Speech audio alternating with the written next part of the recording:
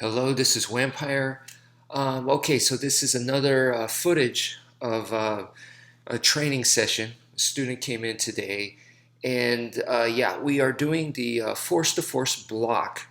And for today's class, it was a little bit different than normal. I was introducing him into more advanced training. The drills are the same, but the idea here is we're trying to make these drills a little bit more realistic. I think the biggest mistake that I see all over online is that people are training these drills in order to look good. And if you're really interested in self-defense, it has nothing to do with that. It doesn't matter. Actually, we kind of want the opposite in a way, where we are doing stuff to purposely throw each other off. And if you watch here, first of all, this is a force-to-force block drill exercise. And like you see the way he's blocking, he's holding the stick with both hands, and that's how I teach it. That's how you learn it.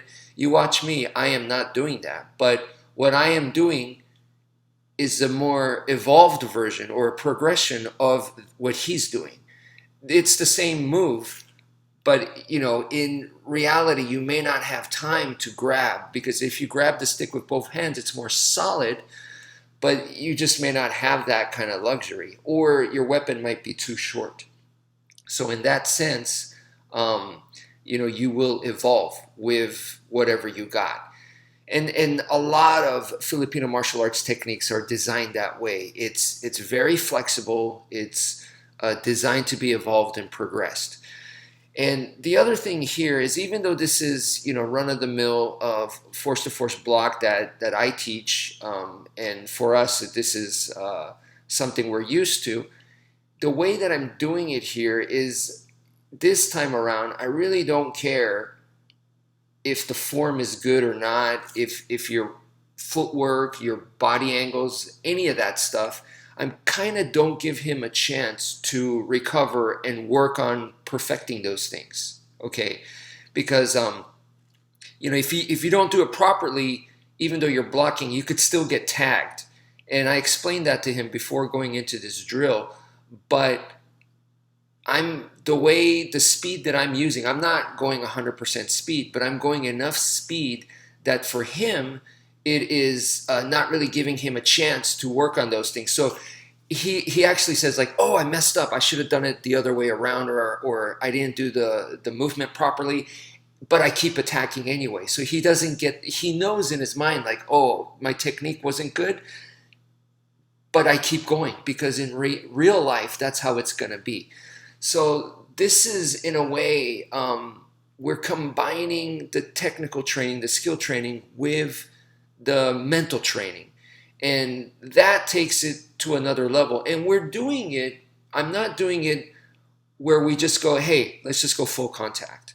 Let's just spar full contact and let me just beat you up. Because then that would instill fear, and then it's going to get in the way of learning and training.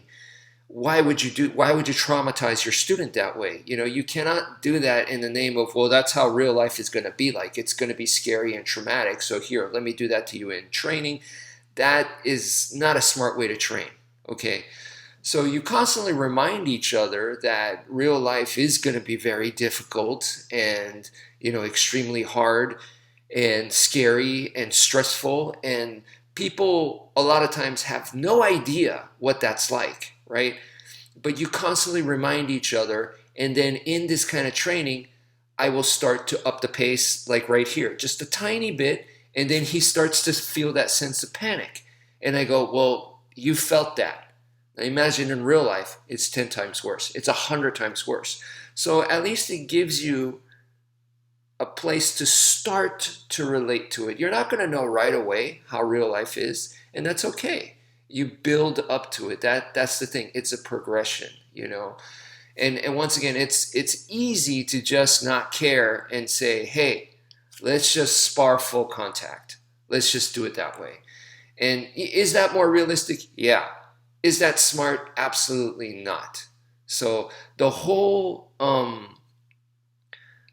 point is, how can we train more realistically without just going full contact and putting ourselves in risk of injury. And the only way to do that is to go step by step. It takes time, and add elements of reality into these wonderful drills.